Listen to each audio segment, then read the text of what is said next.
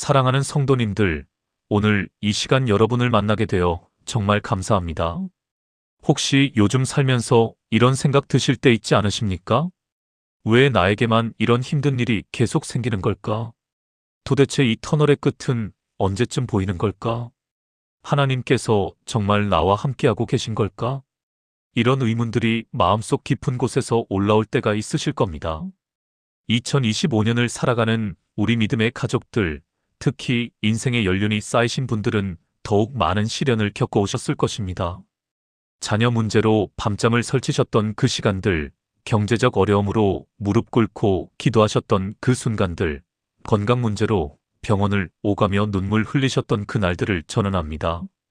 그런데 말씀드립니다. 바로 그 고난과 역경 속에 하나님의 놀라운 계획이 숨어 있다는 것을 말입니다. 오늘 이 시간 저는 여러분과 함께 성경 말씀을 통해 4가지 소망의 진리를 나누고자 합니다. 이 4가지 진리는 여러분의 마음에 새로운 힘을 불어넣어 줄 것입니다. 어둠 속에서도 빛을 발견하게 해줄 것입니다. 절망 가운데서도 희망을 품게 해줄 것입니다. 그럼 지금부터 함께 이 귀한 말씀의 여정을 떠나보시겠습니까? 첫 번째로 말씀드리고 싶은 것은 고난에는 반드시 하나님의 목적이 있다는 진리입니다.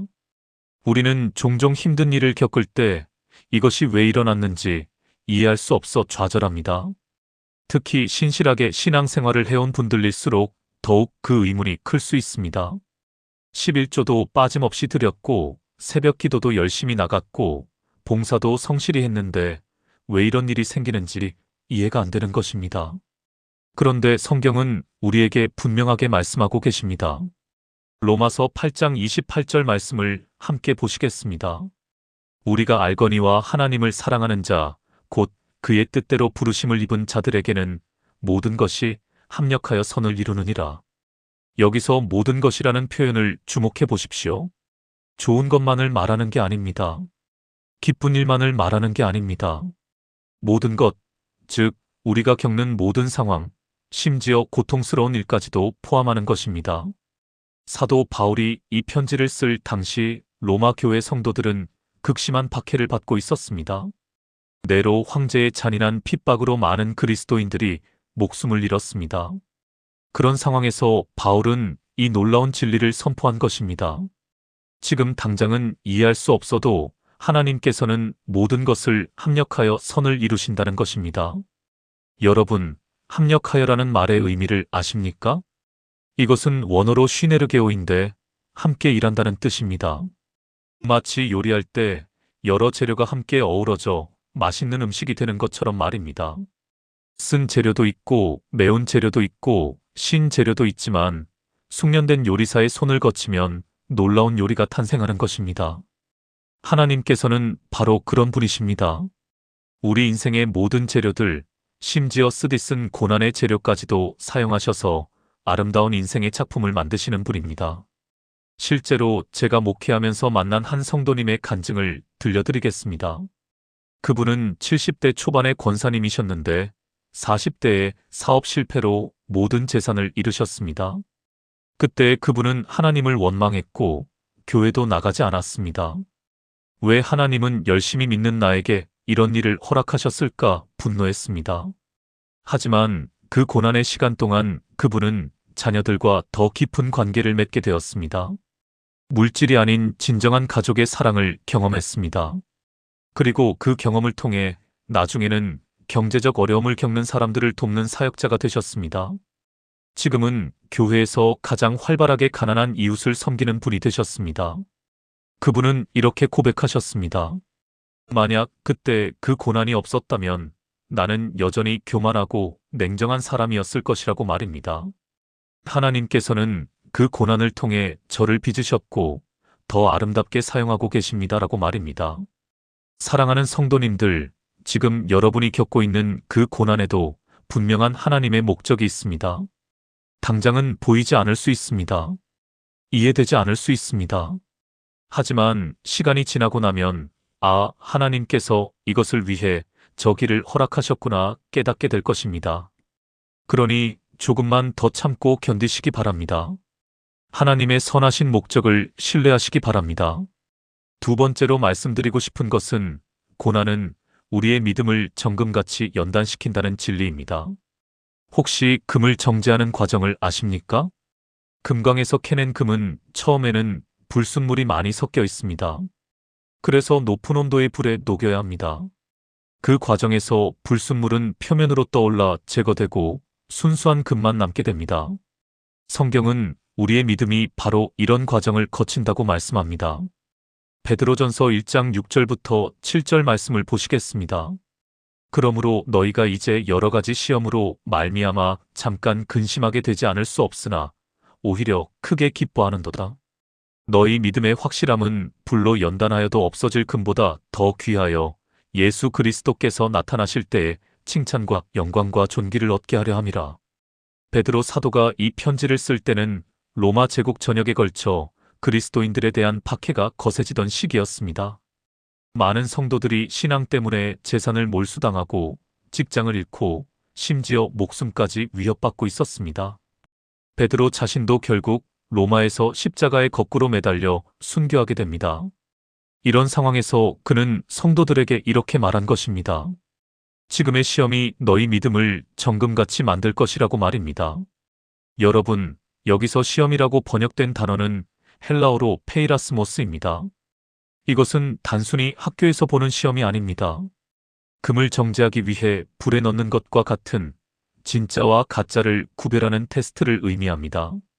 하나님께서는 고난을 통해 우리 믿음 속에 있는 불순물들을 제거하십니다. 교만, 탐욕, 불신, 두려움, 이기심 같은 것들 말입니다. 그리고 순수하고 견고한 믿음만을 남기십니다. 생각해 보십시오. 평안할 때의 믿음과 고난 중의 믿음은 그 깊이가 다릅니다. 모든 게 잘 풀릴 때 하나님을 찬양하는 것은 어렵지 않습니다.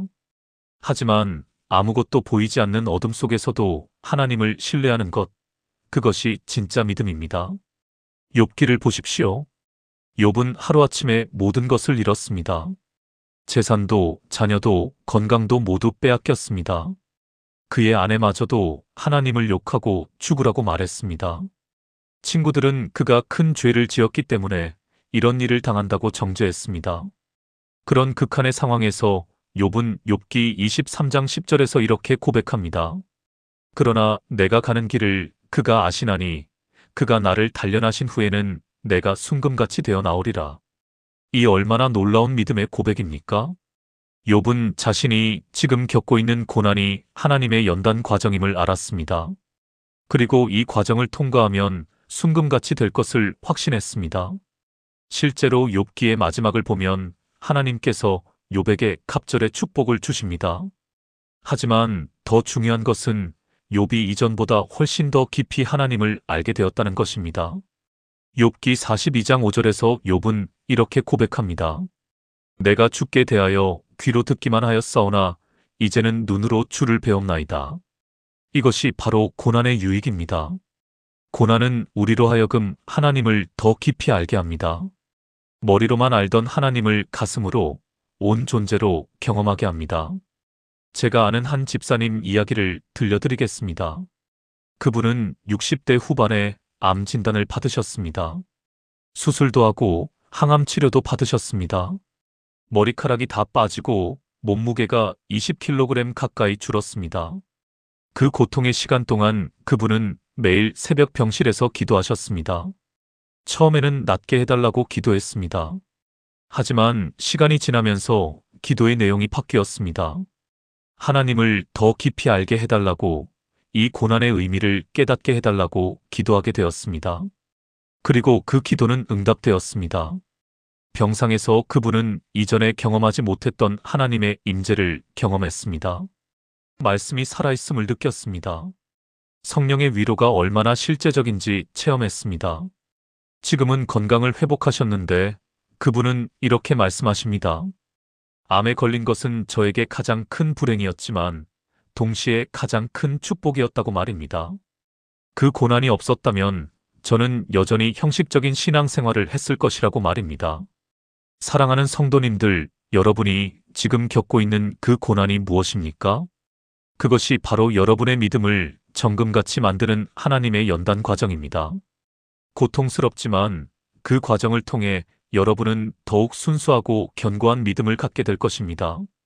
그러니 낙심하지 마시고 오히려 이 시간을 믿음의 성장 기회로 삼으시기 바랍니다. 세 번째로 말씀드리고 싶은 것은 고난 속에서도 하나님은 결코 우리를 떠나지 않으신다는 진리입니다. 고난의 가장 큰 고통은 무엇이라고 생각하십니까? 육체적 아픔도 힘들지만 더 힘든 것은 외로움입니다. 아무도 나를 이해해주지 않는다는 느낌, 심지어 하나님마저 나를 버리신 것 같은 그 절망감입니다. 시편 22편 1절에서 다윗은 이렇게 부르짖습니다. 나의 하나님이여, 나의 하나님이여, 어찌 나를 버리셨나이까? 어찌 나를 멀리하여 돕지 아니하시오며 내 신음하는 소리를 듣지 아니하시나이까? 이것은 예수님께서도 십자가 위에서 인용하신 말씀입니다. 극심한 고통 가운데서 우리는 종종 이렇게 느낍니다. 하나님께서 나를 버리셨구나. 하나님께서 나를 잊으셨구나 라고 말입니다. 하지만 성경은 분명하게 말씀합니다. 이사야 41장 10절을 보시겠습니다. 두려워하지 말라. 내가 너와 함께함이라. 놀라지 말라. 나는 내 하나님이 됨이라. 내가 너를 굳세게 하리라. 참으로 너를 도와주리라. 참으로 나의 의로운 오른손으로 너를 붙들리라. 이 말씀이 주어진 배경을 보십시오. 이스라엘 백성이 바벨론 포로로 잡혀가 있던 시기입니다. 그들은 조국을 잃고 성전을 잃고 모든 희망을 잃은 것처럼 보였습니다. 절망의 한가운데에 있었습니다. 바로 그때 하나님께서는 선지자 이사야를 통해 이 말씀을 주신 것입니다. 내가 너와 함께한다. 내가 너를 붙든다. 내가 너를 도와준다고 말입니다. 여기서 함께한다는 말은 히브리어로 임카입니다. 이것은 단순히 옆에 있다는 것 이상의 의미입니다. 적극적으로 개입하여 돕는다는 뜻입니다. 마치 아이가 처음 걸음마를 배울 때 부모가 손을 잡고 함께 걷는 것과 같습니다. 넘어지지 않도록 붙잡고 격려하고 이끌어주는 것입니다. 또한 붙든다는 말은 히브리어로 타마크인데 이것은 꽉 쥐어서 놓지 않는다는 의미입니다. 우리가 하나님을 놓칠 수는 있어도 하나님은 결코 우리를 놓지 않으십니다. 신명기 31장 6절도 같은 진리를 말씀합니다. 너희는 강하고 담대하라. 두려워하지 말라. 그들 앞에서 떨지 말라. 이는 내 하나님 여호와 그가 너와 함께 가시며 결코 너를 떠나지 아니하시며 버리지 아니하실 것임이라. 결코라는 표현을 보십시오. 이것은 어떤 상황에서도 어떤 경우에도 예외가 없다는 뜻입니다. 여러분이 죄를 지었을 때도, 여러분이 하나님을 의심할 때도, 여러분이 원망할 때도 하나님은 여전히 함께 하십니다. 그 사실을 믿으시겠습니까? 저는 목회하면서 많은 성도님들의 간증을 들어왔습니다. 특히 인상 깊었던 한 성도님의 이야기를 나누고 싶습니다. 그분은 60대 중반의 권사님이셨는데 남편을 갑작스럽게 잃으셨습니다. 50년을 함께 산 남편이 어느 날 갑자기 심장마비로 세상을 떠난 것입니다. 그 충격이 얼마나 컸는지 그분은 몇 달 동안 제대로 먹지도 자지도 못하셨습니다. 교회도 나올 수가 없었습니다. 하나님께 원망이 가득했습니다. 왜 선한 남편을 데려가셨습니까? 왜 저를 혼자 남겨두셨습니까? 라고 부르짖었습니다.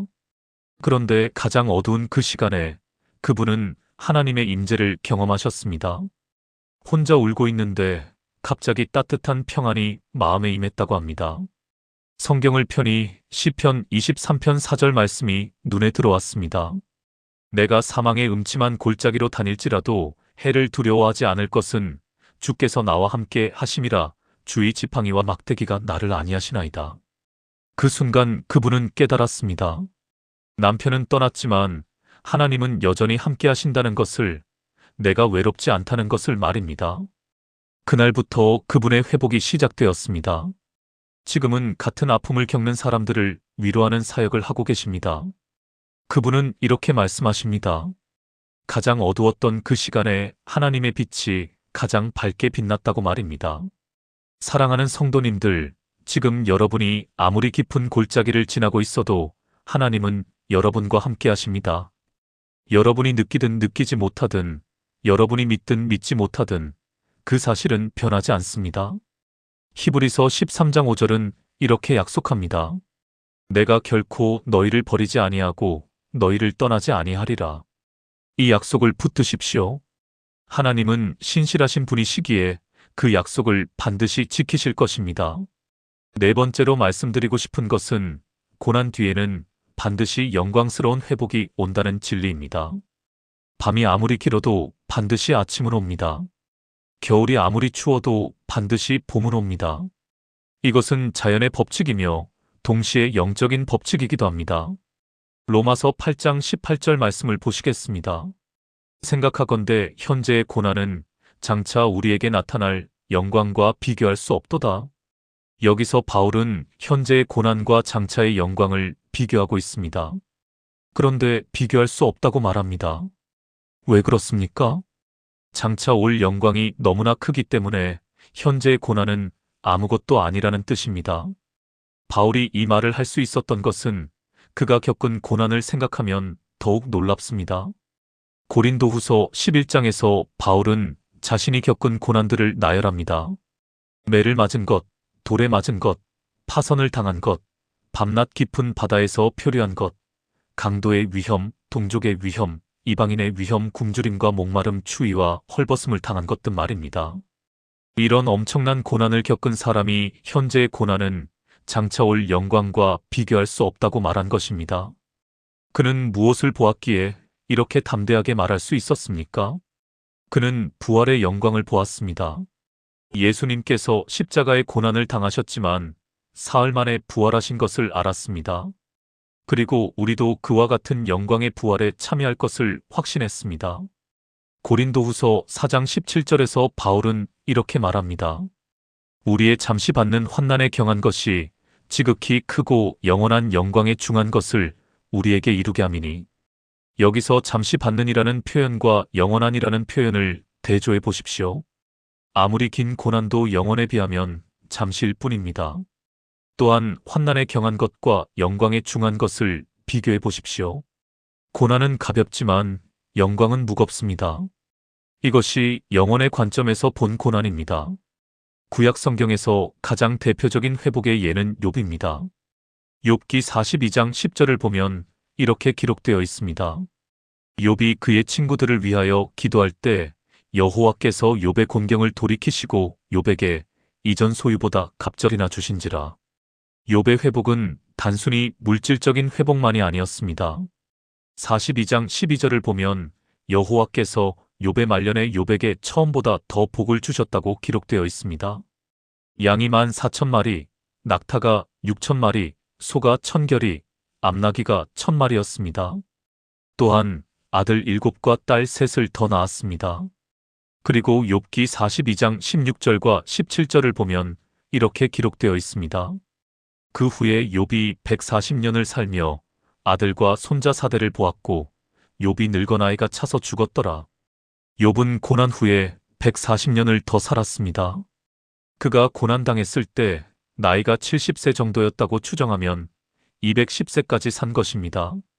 하나님께서 그에게 삶의 기간까지 갑절로 늘려주신 것입니다.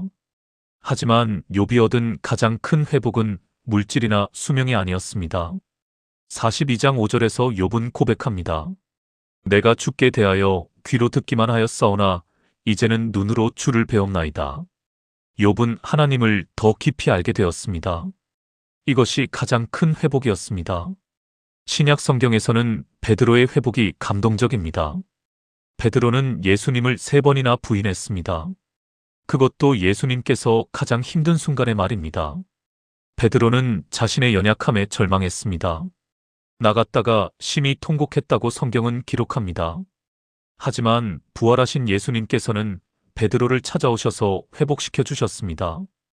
요한복음 21장에서 예수님은 베드로에게 3번 물으십니다. 내가 나를 사랑하느냐라고 말입니다. 이것은 베드로가 3번 부인한 것을 회복시켜 주시는 과정이었습니다. 그리고 예수님은 베드로에게 사명을 주십니다. 내 양을 먹이라, 내 양을 치라고 말입니다. 실패한 베드로를 버리지 않으시고 다시 세워서 위대한 사도로 만드신 것입니다. 오순절에 성령이 임하신 후 베드로는 완전히 변화되었습니다. 겁 많던 어부가 담대한 복음 전도자가 되었습니다. 한 번의 설교로 3,000명이 회개하는 역사가 일어났습니다. 결국 베드로는 로마에서 순교하면서 자신은 예수님처럼 십자가에 달릴 자격이 없다며 거꾸로 매달려 죽기를 원했습니다. 실패와 좌절에서 영광스러운 회복으로 나아간 것입니다. 제가 목회하면서 본 놀라운 회복의 간증 하나를 나누겠습니다. 한 집사님이 계셨는데 그분은 알코올 중독으로 가정이 파탄 직전까지 갔습니다. 직장도 잃고 아내와 자녀들의 신뢰도 잃었습니다. 그분은 밑바닥까지 내려갔습니다. 어느 날 술에 취해 길거리에 쓰러져 있는데 한 집사님이 그를 발견하고 교회로 데려왔습니다. 처음에는 교회에 나오는 것도 힘들어했습니다.